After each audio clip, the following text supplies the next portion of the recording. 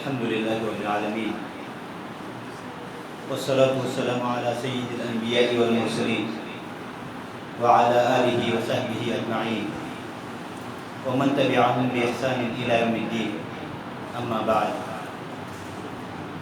فأعوذ بالله من الشيطان الرجيم بسم الله الرحمن الرحيم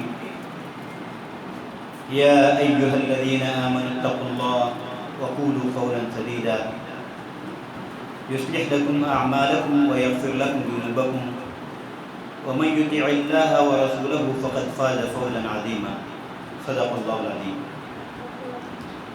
وقال النبي صلى الله عليه وسلم من كان يؤمن بالله واليوم الآخر فليقل خيرا أو ليصمت أو كما قال عليه الصلاة والسلام. رب اشرح لي صدري ويسر لي أمري واحلل عقدة من لساني يفقهوا قولي. أما بعد معزز سامعین، اللہ رب العزت نے اس دنیا میں 18,000 سے زائد حیوانات پیدا کیے ہیں. ان تمام حیوانات میں اللہ رب العزت نے انسانوں کو اشرف المخلوقات بنایا ہے، اور اس اشرف المخلوقات بنانے کی بہت سارے وجوہات علماء بیان فرماتے ہیں. اس میں سے ایک وجہ یہ بھی ہے کہ اللہ رب العزت نے ہمیں بولنے والی زبان عطا کی. زبان جس کے ذریعے سے انسان اپنا معافی ضمیر ادا کرتا ہے. ہم دنیا کے معاملات میں دیکھتے ہیں کہ انسان اپنی صلاحیتوں کا اظہار اس کے ذریعے سے کرتا ہے، اور اس زبان کے ذریعے سے بڑے سے بڑا جاب، بڑے سے بڑا پوزیشن حاصل کر لیتا ہے. تو یہ زبان اللہ رب العزت کی عطا کردہ انعامات میں سے ایک انعام ہے، اس کی نعمتوں میں سے ایک نعمت ہے. تو اس زبان کے استعمال کے معاملے میں اللہ رب العزت سے ڈرتے رہنا چاہیے. یہی بات قرآن پاک کی آیت میں بتائی گئی ہے جو ابھی تلاوت کی گئی. سورۃ الاحزاب کی آیت ہے، آیت نمبر 70. فرماتے ہیں اللہ رب العزت، اے ایمان والو اللہ سے ڈرو اور نبی تلی جچی تلی بات کہو. یعنی انسان کو اپنی زبان کے استعمال میں بھی اللہ سے ڈرتے رہنا چاہیے اور محتاط رہنا چاہیے. یہی زبان ہے. ہم دیکھتے ہیں کہ اس کے بول کے ذریعے سے، اس کے بول کے نتیجے میں انسان رسوا بھی کبھی کبھار ہو جاتا ہے، اور اس کے استعمال کے نتیجے میں کبھی کبھار انسان عزت دار بھی ہو جاتا ہے. احادیث پاک میں اس کے استعمال کے 2 طریقے بتائے گئے ہیں. اس میں سے ایک حدیث پڑھی گئی. فرماتے ہیں اللہ کے رسول علیہ الصلوۃ والسلام کہ جو شخص اللہ پر اور آخرت کے دن پر ایمان رکھتا ہے اس کے لیے سب سے بہتر یہی ہے کہ وہ اچھی بات کہے. اگر اچھی بات نہیں کہہ سکتا تو خاموش رہنا بہتر ہے. دوسری جگہ بھی احادیث پاک میں آیا ہے کہ من صمت نجا، انسان کے زیادہ بولنے سے خاموش رہنا بہت زیادہ افضل ہے. اور انسان کی خوبیوں میں سے ایک یہ ہے کہ انسان کم سے کم بولے اور بوقت ضرورت ہی بولے. ورنہ بہت بار ایسا ہوا ہے کہ انسان اپنی بول کی وجہ سے بہت ساری گمراہیوں کا سبب بنا ہے اور بہت ساری غلط فہمیوں کا بھی سبب بنا ہے. قرآن پاک کی آیت پاک میں دوسری جگہ اللہ رب العزت کا ارشاد ہے، ما یلفظ من قول الا لدیہ رقیب عتید. اللہ رب العزت فرماتے ہیں کہ انسان اپنی زبان سے جو بھی بولتا ہے اس کے پیچھے نگرانی کی جاتی ہے، اس کے پیچھے ایک نگران مقرر ہے. یعنی انسان جو بھی بولتا ہے اس کی نگرانی کی جاتی ہے، اس کو چیک کیا جاتا ہے، اور اس کے نتیجے اسی کے مطابق قیامت کے دن فیصلہ بھی ہوگا. حدیث پاک میں ایک جگہ پر آیا ہے کہ انسان اپنے زبان کے نتیجے میں، زبان کے سبب قیامت میں جہنم میں دھکیل دیا جائے گا. زبان کے سبب جہنم میں دھکیل دیا جائے گا. اس لیے زبان کو استعمال کرنے میں بہت محتاط رہنے کی ضرورت ہے. بہت سارے گناہ ہیں جو صرف زبان سے ادا ہوتے ہیں، انسان باقی اعضاء سے ادا نہیں کر سکتا. جھوٹ ہے، غیبت ہے، غلط گواہی بیان کرنا ہے یا کسی پر الزام تراشی کرنا ہے. یہ زبان ایسی چیز ہے کہ انسان اس کے ذریعے سے جہنم میں رسوائیوں کا بھی سامنا کرنا پڑ سکتا ہے.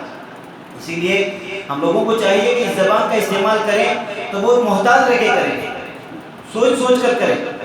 یہی بات قرآن پاک کی آیت میں بھی بتائی گئی ہے کہ نبی تلی جچی تلی بات کہیں. اگر جچی تلی بات نہ کہہ سکتا تو خاموش رہنا ہی بہتر ہے.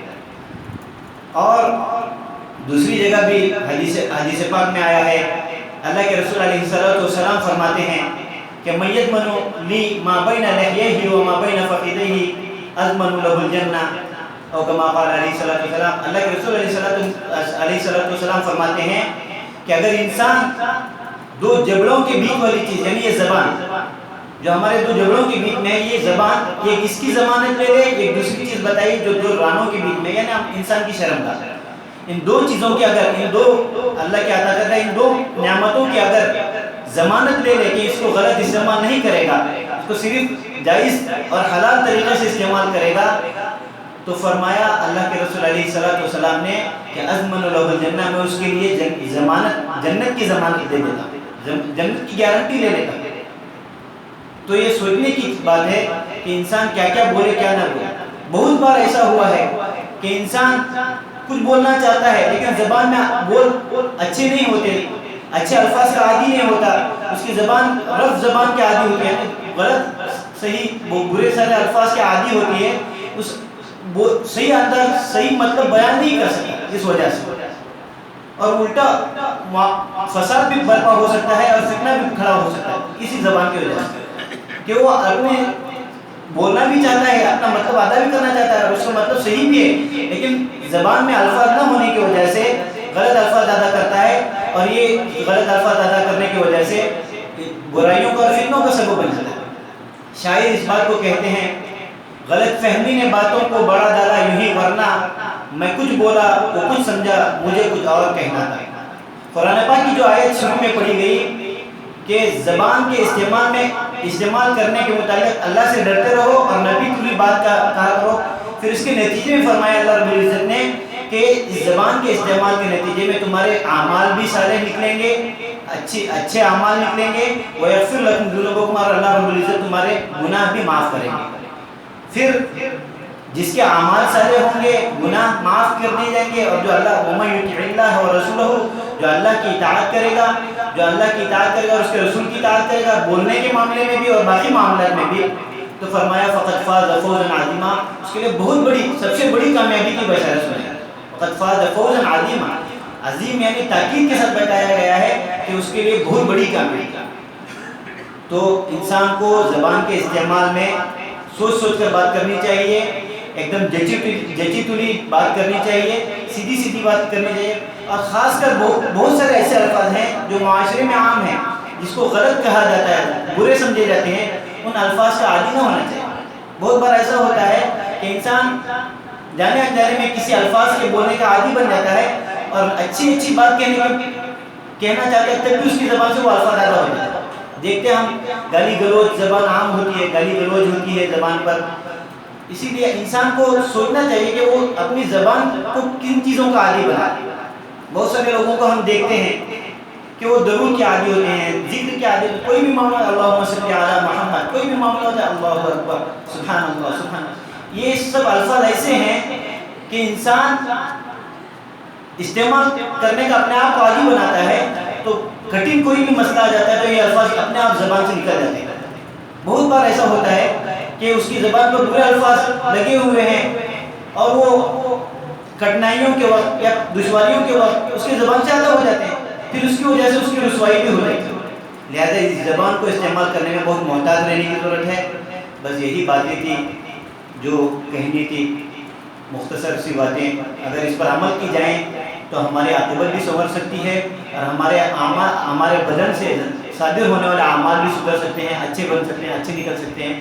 اس لیے اللہ رب العزت سے دعا ہے کہ اللہ ہماری زبان کو پاک بنائے اور برے الفاظ کے ادا کرنے سے ہماری حفاظت